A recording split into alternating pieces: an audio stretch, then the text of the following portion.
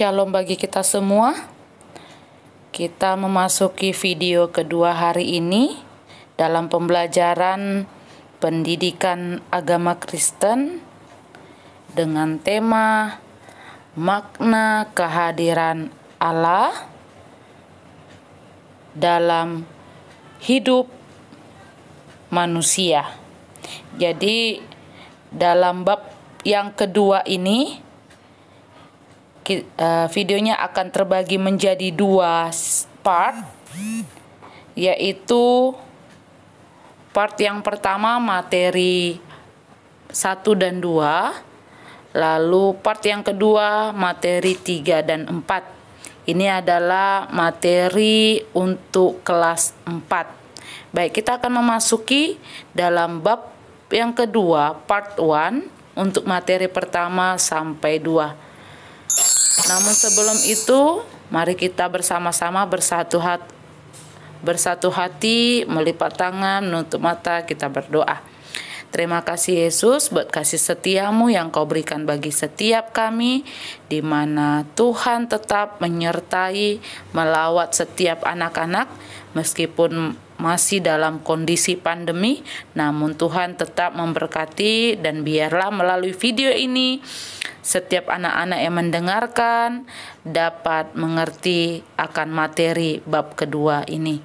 Terima kasih Yesus, dalam nama Tuhan Yesus kami berdoa. Amin. Baik, sebelum kita masuk dalam materi bab kedua part 1, yaitu materi yang pertama dan kedua, kita akan literasi dari Yohanes pasal 1 ayat 1 sampai 5. Yohanes pasal 1 ayat 1 sampai 5. Pada mulanya adalah firman. Firman itu bersama-sama dengan Allah, dan firman itu adalah Allah. Ia pada mulanya bersama-sama dengan Allah. Segala sesuatu dijadikan oleh Dia, dan tanpa Dia tidak ada suatu pun yang telah jadi dari segala yang telah dijadikan. Dalam Dia ada hidup, dan hidup itu adalah terang manusia. Terang itu bercahaya di dalam kegelapan, dan kegelapan itu tidak menguasainya. Baik, setelah kita membaca literasi Alkitab, kita akan masuk dalam materi yang pertama, yaitu pengertian. Pernah nggak anak-anak mendambakan seseorang atau menunggu seseorang? Kehadiran siapa sih yang paling didambakan saat ini? Atau pernahkah ketika menunggu seseorang atau menunggu yang diharapkan tetapi tak kunjung datang? Pasti pernah dong ya. Karena semua orang selalu mengharapkan kehadiran orang yang dicintainya, atau kehadiran sesuatu harapan yang sangat diharapkan. Contoh, berkumpul bersama keluarga, ayah, ibu, kakak, adik, bahkan mungkin sahabat, dan yang lain-lainnya, sesuai dengan apa yang kita harapkan. Nah, kehadiran mereka itu akan membuat sukacita itu menjadi lengkap. Begitu juga dengan kehadiran Allah. Kehadiran Allah dalam hidup manusia itu sangat berarti, sehingga selalu dibutuhkan manusia. Nah, kehadiran Allah memang tidak dapat dilihat secara kasat mata ya. Tetapi Allah setiap saat hadir, baik suka maupun duka. Allah tidak pernah mengabaikan semua peristiwa dalam hidup manusia. Dan Allah juga tidak pilih kasih. Nah, kehadirannya juga bukan permintaan manusia, melainkan inisiatif Allah sendiri, yaitu kehendak Allah sendiri sebagai pencipta, sebagai pemelihara, dan sebagai hakim. Lalu apa artinya sebagai pencipta? Nah, sebagai Allah hadir itu sebagai pencipta karena manusia adalah ciptaannya. Nah, kalau hadir sebagai pemelihara, itu karena manusia sangat bergantung kepada Allah. Dan hadir sebagai hakim, yaitu bertujuan untuk menasihati agar manusia itu bisa hidup benar. Itu ya. Jadi Allah hadir, hakim, pemelihara. Lalu apa makna kehadiran Allah dalam hidup manusia? Yang pertama, maknanya kehadiran Allah dalam hidup manusia sebagai bukti kasih-Nya kepada manusia. Kedua, membawa sukacita untuk menikmati semua berkat-Nya, berkat yang daripada Tuhan. Dan mempererat persaudaraan dan persekutuan. Bahkan mengajarkan manusia untuk bersyukur dalam segala keadaan. Coba perhatikan tabel halaman 15. Ayo, coba dibuka bukunya. Tabel halaman 15. Silakan diisi ya. Nah, setelah diisi tabel tersebut, kita akan menjawab pertanyaan nomor 2. Apa yang kamu lakukan kalau mereka tidak hadir? Nah, di tabel yang pertama tadi. Mungkin, nah ini ya Miss tidak tahu ya, nanti ini akan dibahas di Zoom juga. Mungkin akan menangis. Ada juga yang bersikap biasa-biasa saja. Ada yang bersikap mungkin marah. Nah, anak-anak Miss tergolong yang mana nih? Seandainya tadi ketika mengisi tabel di halaman 15, lalu mereka tidak hadir. Nah, termasuk golongan yang mana nih? Menangiskah? Biasa-biasa sajakah? Atau marah? Nomor 3. Apa yang akan kamu lakukan jika mereka hadir? Nah, ya pasti dong yang kamu lakukan, kamu akan menunjukkan muka yang bahagia, tersenyum, menunjukkan hadiah, atau menunjukkan rapot pada waktu itu, atau pada waktu perayaan Natal, menunjukkan penampilan yang terbaik yang kamu lakukan. Nomor 4. Bagaimana perasaanmu ketika mereka hadir dalam peristiwa yang menyenangkan itu? Pastinya sukacita, itu jawabannya. Dan yang terakhir, silakan tuliskan kesimpulanmu di dalam buku tersebut, yaitu aku sangat membutuhkan kehadiran orang yang aku cintai. Nah, tulis di bukunya ya, di halaman 15 ya. Nanti akan dicek ketika di Zoom. Oke, kita masuk materi yang kedua. Bukti kehadiran Allah dalam peristiwa yang menyenangkan. Nah, kalau yang pertama tadi maknanya, sekarang kita akan belajar buktinya apa sih? Nah, pernahkah kamu menghadiri sebuah pesta? Contohnya pernikahan, mengikuti mami papi, atau ulang tahun teman, dan mungkin kegiatan yang menyenangkan lainnya. Nah, berbicara tentang pesta, pesta itu biasanya diadakan untuk merayakan peristiwa yang menyenangkan. Dan di dalam pesta itu pasti akan hadir orang-orang yang kita inginkan, yang kita undang untuk hadir. Tetapi berbeda dengan Allah. Allah hadir dalam peristiwa menyenangkan bukan karena diundang oleh manusia. Allah hadir sebab Dialah yang memberikan peristiwa yang menyenangkan itu. Dan Allah memberikan keberhasilan, pertambahan umur, kesembuhan ketika sakit, hikmat ketika mungkin sudah bingung mau cari jalan keluar, kepandaian, bahkan mendatangkan semua peristiwa yang baik dalam hidup manusia. Ini yang Allah lakukan. Nah, coba kita mengingat bangsa Israel. 400 tahun bangsa Israel diam di tanah Gosen, daerah Mesir. Setelah Yusuf mati dan Firaun berganti, mereka dijadikan pekerja. dan akhirnya menjadi budak di Mesir.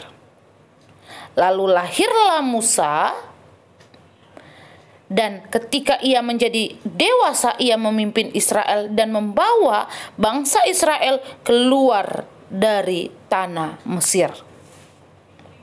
Bangsa Israel berjuang untuk melepaskan diri dari perbudakan di Mesir.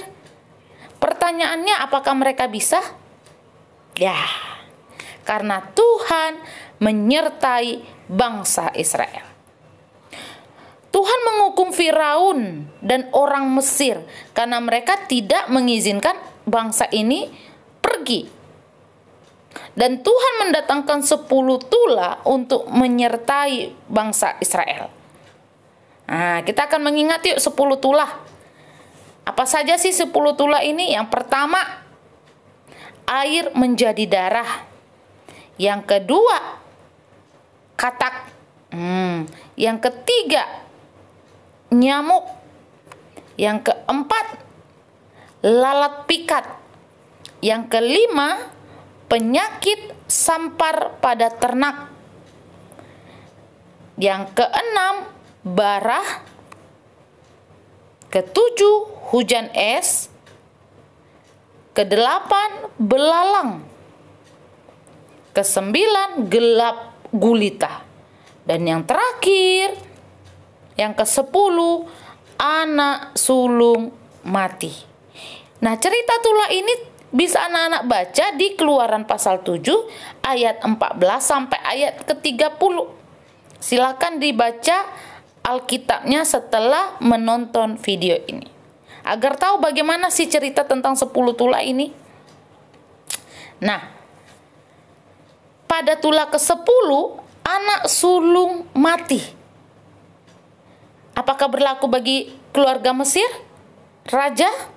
Ya, anak sulung keluarga Mesir juga mati. Sehingga Firaun mengizinkan bangsa Israel untuk pergi menuju tanah Kanaan. Tapi sebelum mereka jauh berjalan keluar dari Mesir, ternyata Firaun berubah hatinya. Firaun dan para tentara mengejar bangsa Israel.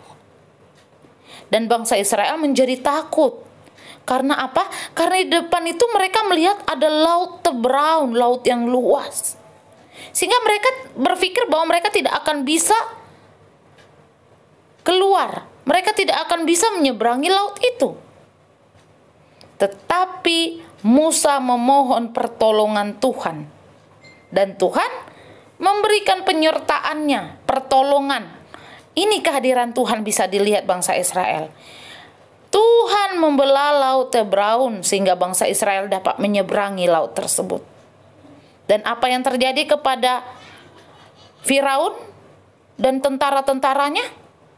Nah, pada saat itu, ketika mereka sedang menyeberangi laut itu, Allah membalikkan air laut itu sehingga mereka semua mati di laut Tebraun. Wow, ajaib bukan penyertaan Tuhan? Dan akhirnya bangsa Israel berhasil menyeberangi laut Tebraun. Mereka selamat dari kejaran rombongan Raja Firaun. Dan Musa memimpin bangsa itu dan menyanyikan kebesaran Allah. Mereka juga memuji-muji Tuhan. Bahkan yang perempuan-perempuan yang dipimpin oleh Miriam, itu mereka memukul rebana, mereka menari-nari karena memuji kebesaran Tuhan. Ceritanya bisa dibaca di Kejadian 15 ayat pertama sampai 21. Jadi mereka merayakan kemenangan itu dengan memuji Tuhan. Di Keluaran 14 ayat 1 sampai 41 juga diceritakan. Dan mereka semakin percaya bahwa Musa itu adalah utusan Allah untuk menyelamatkan mereka dari perbudakan di Mesir. Dan kehadiran Allah dalam peristiwa tersebut memberikan sukacita besar dan kebesaran Tuhan atas hidup manusia. Wow, dahsyat bukan? Nah, dalam peristiwa yang menyenangkan, kehadiran Allah itu akan memberikan sukacita. Itu dibuktikan dengan keyakinan akan pimpinan Allah. Bertambah besarnya kasih satu dengan yang lain. Persaudaraan yang akan semakin erat. Bahkan ucapan syukur dan memuliakan Allah karena sukacita. Ingat, tanpa kehadiran Allah, peristiwa yang menyenangkan tidak akan membawa sukacita. Bahkan manusia tidak akan tahu bersyukur kepada Allah. Coba perhatikan halaman 17. Nah, yuk dilihat halaman 17. Kegiatan pembelajaran. Coba diisi. Bagian A. Coba ditulis. Apa pengalaman menyenangkan yang paling berkesan dalam hidupmu? Nah, pilih aja satu. Lalu bagian B. Mengapa peristiwa itu sangat berkesan bagimu? Alasannya kenapa kamu pilih pengalaman itu? Pengalaman yang A tadi. Lalu yang C. Yakinkah kamu bahwa Allah hadir dalam peristiwa yang menyenangkan itu? Nah, yakin atau enggak? Dan yang ke D. Tuliskan alasan mengapa kamu meyakini. Nah, kalau kamu tadi jawab C yakin, alasannya apa? Nah, itu tulis di D. Kalau kamu yang C tadi tidak yakin, alasannya apa? Tulis di D. Nanti ini akan dibahas di Zoom. Oke? Oke. Any question? Jika nanti ada pertanyaan, bisa dipersiapkan dan ditanyakan waktu Zoom. Dan bab yang kedua, materi yang ketiga dan yang keempat dalam bab 2 itu akan dilanjutkan dalam video part 2. Oke? Oke. Sampai jumpa dalam video part kedua untuk bab 2. Thank you for watching my video. God bless you always. Bye bye.